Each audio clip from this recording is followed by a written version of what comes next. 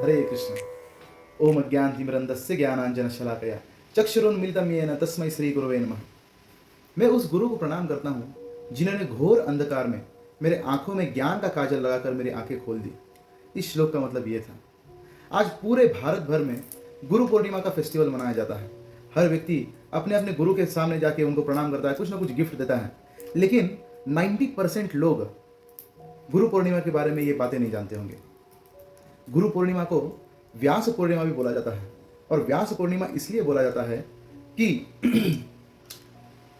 5000 साल पहले व्यास मुनि ने सारे ग्रंथ और शास्त्र ये सारे लिखित रूप में तैयार करके कलयुग के लोगों को दे दिए थे। इस पूरे दुनिया में जितने भी गांव हैं, उन गांवों के अंदर जितने भी घर हैं, उन घरों के कोनों में जितने भी विषयों के ऊपर चर्चा होती है, 5000 साल पहले व्यास देव ने अपने सारे वेदों और शास्त्रों में जो उन्होंने संकलित किए, उसमें उन्होंने ये सारी चर्चाएं कर रखी है।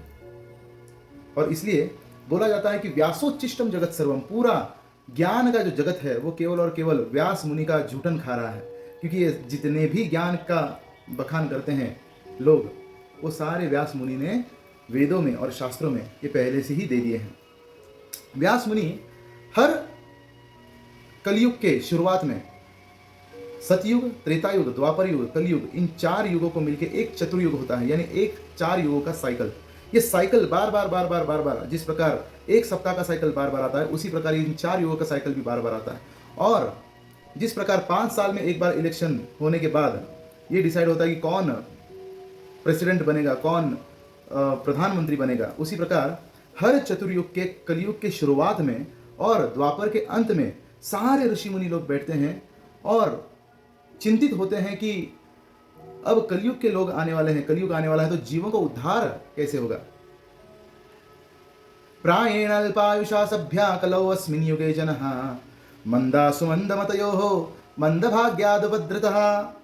कलयुग के लोगों की प्रायः अल्पायु होगी, बहुत ही कम समय होगा उनके पास।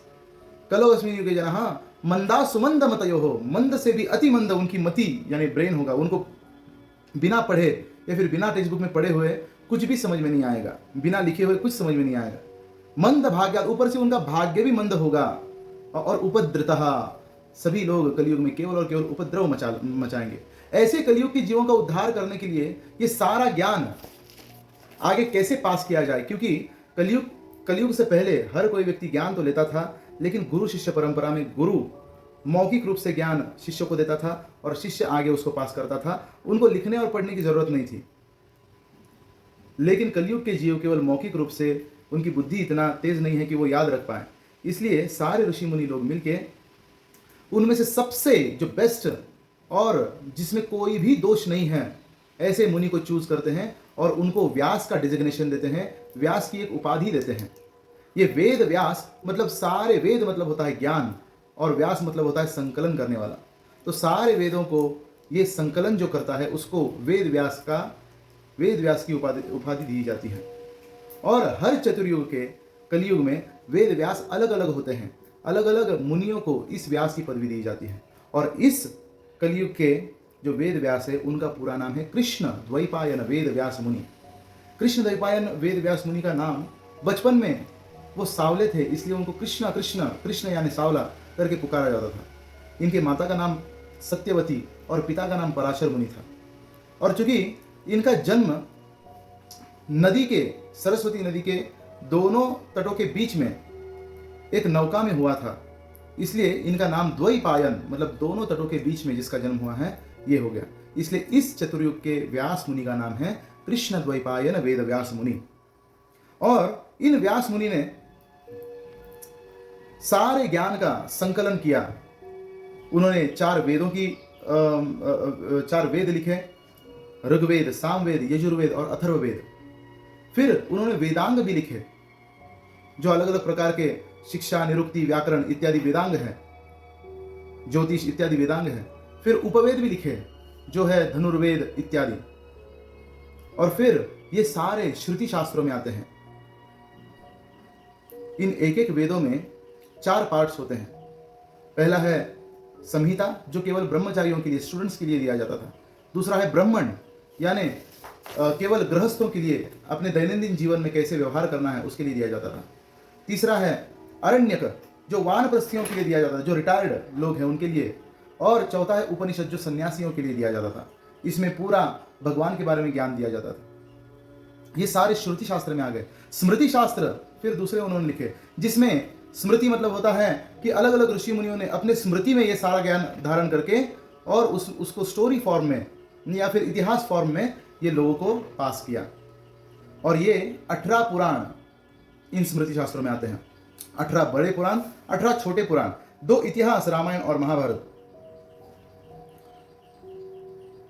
फिर तंत्र शास्त्र आते हैं। तंत्र शास्त्रों के बाद मनुस्मृति, याज्ञवल्क्य स्मृति इत्यादि स्मृतियां आती हैं। और तंत्र शास्त्र ये शिवजी ने पार्वती को बताए थे।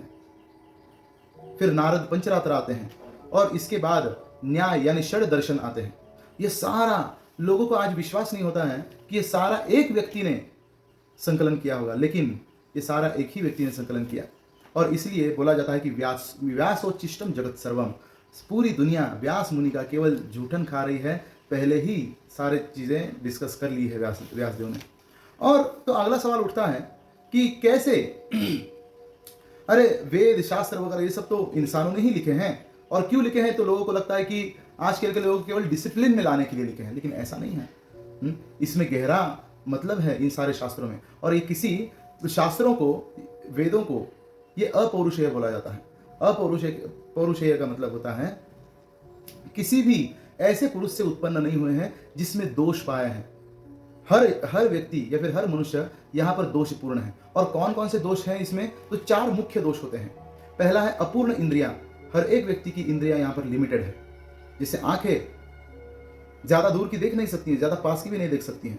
कान ज्यादा कम आवाज सुनाई नहीं देता है उनको, और ज्यादा बड़ा आवाज सुनने पर फट जाते हैं। हर एक इंद्रिया यहाँ पर लिमिटेड है।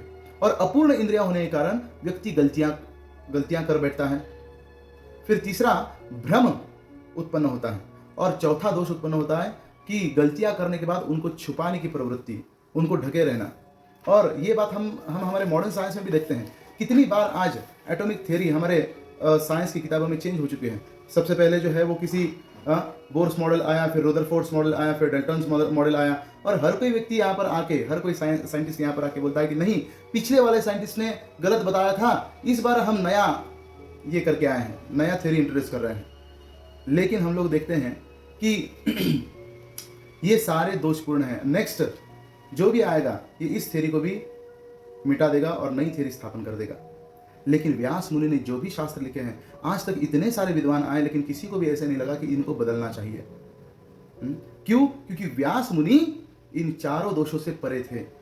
जो व्यक्ति इस शरीर स्तर से ऊपर उठ चुका होता है, आत्म स्तर पर आया हुआ होता है, जिसको भगवत साक्षात्कार, आत्म साक्षात्कार हुआ होता है, उसमें ये 4 प्रकार के दोष पाए नहीं जाते हैं।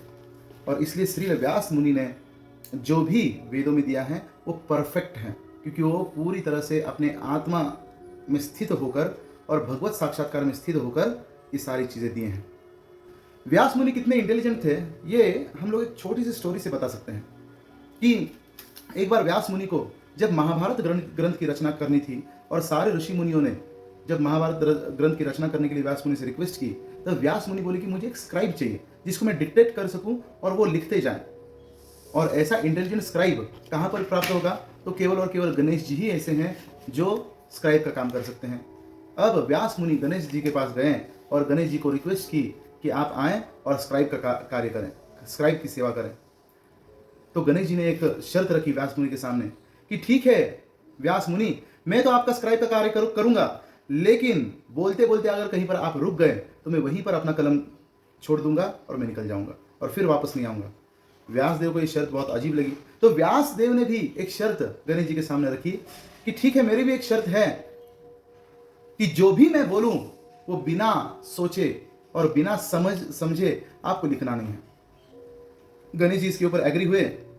और महाभारत में 60 लाख श्लोक हैं जो पूरे ब्रह्मांड में फैले हुए हैं, लेकिन इस भूलोक में कुछ लोग जो है वो स्वर्ग लोक में है, कुछ लोग जो है वो गंधर्व लोक में है, कि कुछ लोग पाताल लोक में है, लेकिन इस भूतल पर जो है वो 1 लाख श्लोक हैं।